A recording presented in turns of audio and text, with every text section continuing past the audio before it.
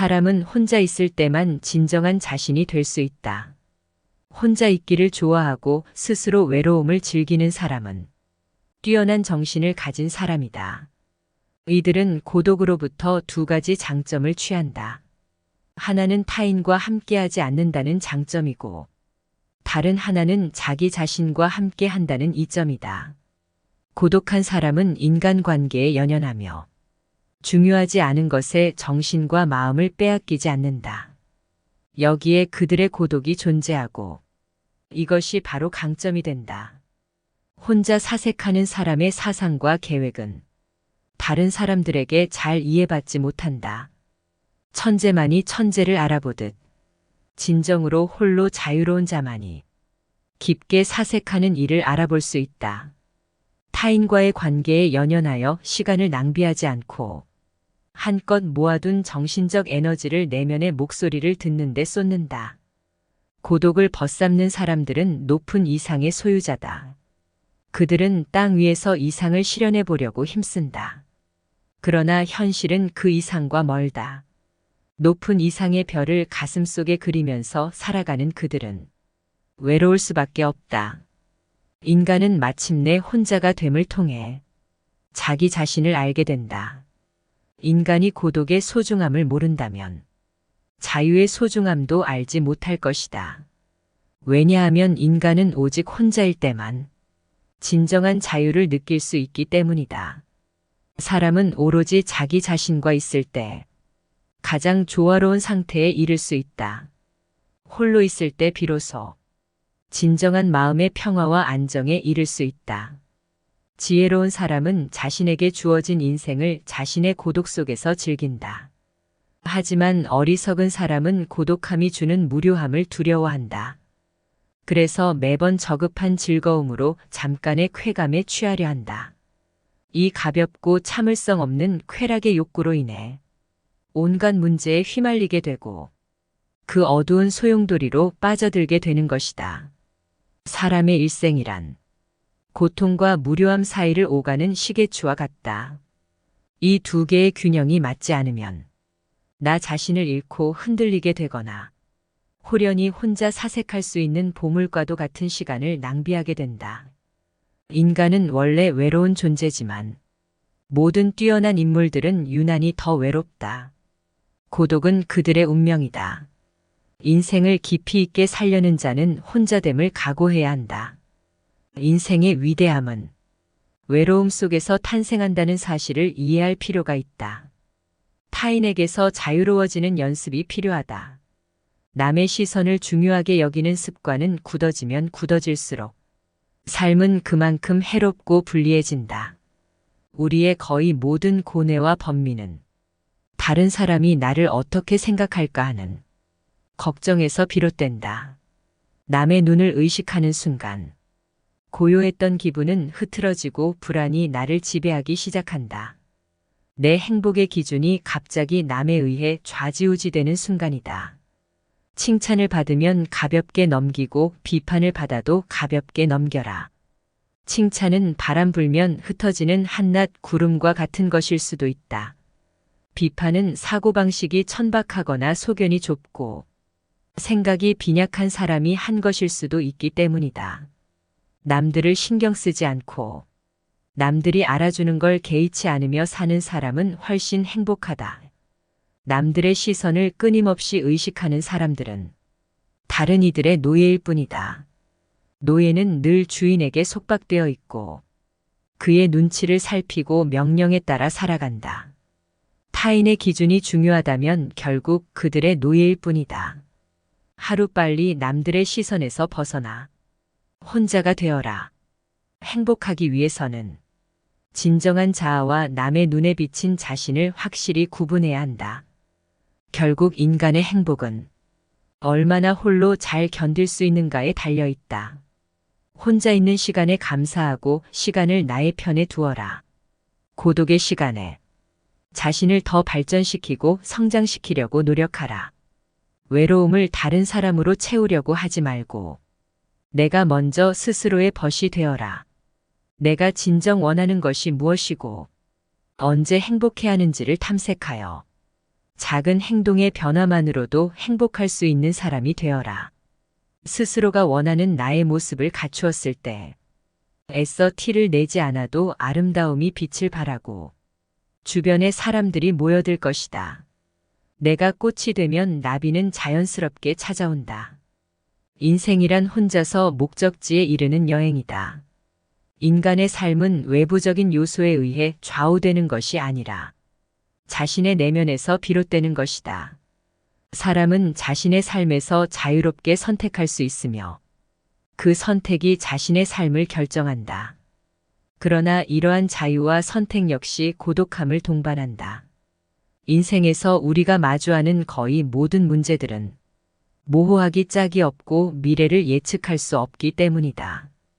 그때는 그것이 최선의 해결책이라고 확신하여 과감히 추진했던 것도 시간이 지나면 최악의 결정이 되기도 한다. 또한 나의 자유는 불가피한 상황에서는 언제든지 제한받을 수 있으며 내가 한 선택이 항상 만족과 행복을 가져다 준다는 보장도 할 수 없다. 그래서 이러한 선택은 때로는 어렵고 고통스러울 수 있다. 이 고통에서 벗어나기 위해서는 자신의 욕망에 충동적으로 따르는 것이 아니라 상황을 분석하고 판단하여 최선의 선택을 내려야 한다. 인생의 초반 40년은 자신이 직접 쓰는 소설이며 나머지 30년은 그 소설을 해설하는 시간이다. 나이가 적을수록 새로운 세상과 폭넓은 이야기를 담기 위해 살아야 하며 나이가 많을수록 자신이 가진 자질과 경험의 깊이를 담아내야 한다. 나라는 한 권의 책이 사람들의 마음속에 회자되며 두고두고 보고 싶은 명작이 될 것인지 아니면 시간의 흐름 속으로 사라질 것인지는 온전히 자신의 몫이다. 인생은 하루하루의 총합이다. 나의 하루를 어떻게 사느냐가 내 인생을 어떻게 사느냐로 귀결된다. 좌절을 경험한 사람은 자신만의 역사를 갖게 된다. 그리고 인생을 통찰할 수 있는 지혜의 길로 들어선다. 삶의 짐이라고 생각했던 것들은 삶의 근간이 될 수도 있다. 할 수 있는 일이라면 기꺼이 하고 견뎌야 하는 일이라면 기꺼이 견뎌내라. 우리는 우리가 살고자 하는 삶이 아니라 살 수 있는 삶을 살아야 한다. 행복은 혼자서만이 이룰 수 있다. 행복이란 일시적이고 변덕스럽다. 사람은 행복을 추구하고 그것을 얻으면 만족감을 느끼지만 그 만족감은 일시적이며 불안정하다. 결국 행복이 떠나갈 때에는 슬픔과 불안감을 느끼게 된다. 그러므로 행복을 추구하는 것이 오히려 우리에게 불행을 초래하는 것일 수도 있다. 행복을 추구하는 순간 행복을 잃을 때를 두려워하게 되고 그 두려움은 인간을 불안정하고 불행한 상태로 이끈다. 이는 마치 우리가 사랑하는 사람이 생기면 그 사람을 잃게 될까 두려워지는 것과 같다.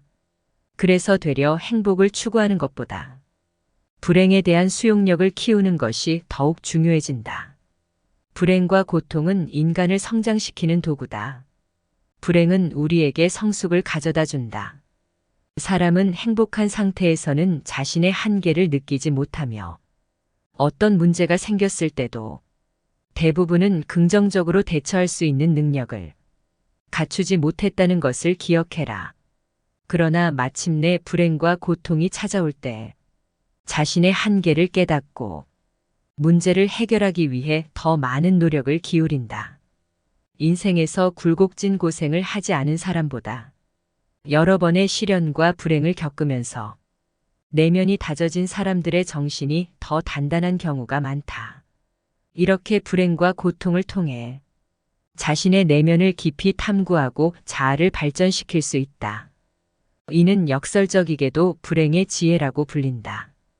인간은 불행을 경험하면서 얻게 되는 경험과 깨달음을 통해 인생의 의미와 목적을 더욱 깊이 이해할 수 있게 되는 것이다. 행복의 핵심은 개인의 성장과 발전을 통해 잠재력을 발휘하는 것이다.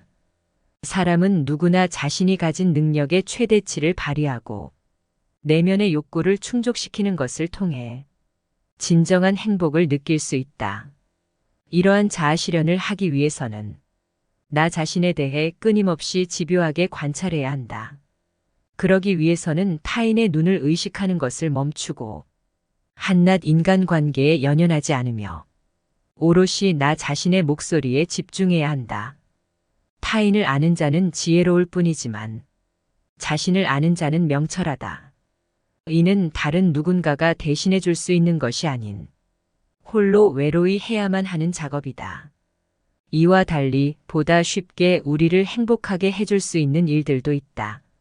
보통 혼자서 할 수 있는 일상의 평범한 일들이 그것이다. 아무도 만나지 않고 혼자 책을 읽거나 음악을 듣거나 명상을 즐기고 또는 마당을 쓸고 꽃을 바라보는 일과 같은 것들 말이다.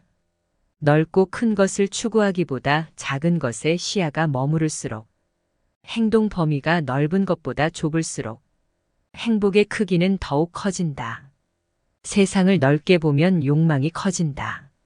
시야와 행동 반경이 넓을수록 욕구가 더 많아진다. 그럴수록 욕구와 욕망을 이루려는 걱정과 불안이 커진다. 많은 재물을 소유한 사람들 중에는 자신을 불행하다고 생각하는 사람들이 많다.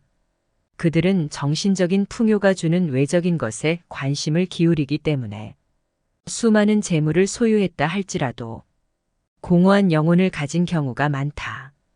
쾌락과 방탕은 정신의 궁핍에서 비롯되는 권태의 일종이다. 이런 사람들이 외관상으로는 부유한 것처럼 보이지만 내면적으로는 몹시 가난한 부류인 것이다. 인간의 행복과 불행을 가르는 것은 객관적인 무언가가 아니다. 단지 그것을 우리가 어떻게 느끼고 받아들이는가에 달려 있을 뿐이다.